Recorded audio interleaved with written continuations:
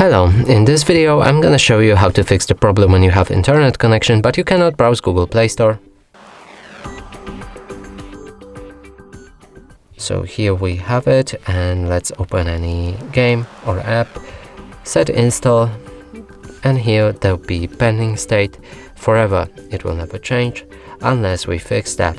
The same as with Google Chrome, we can open any website, but if we move to YouTube, the pages won't load.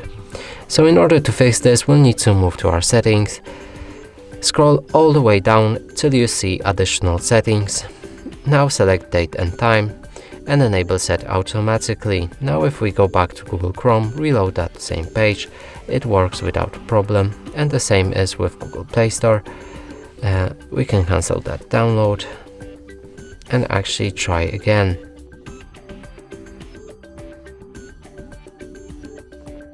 And as you can see, the game installs almost instantly.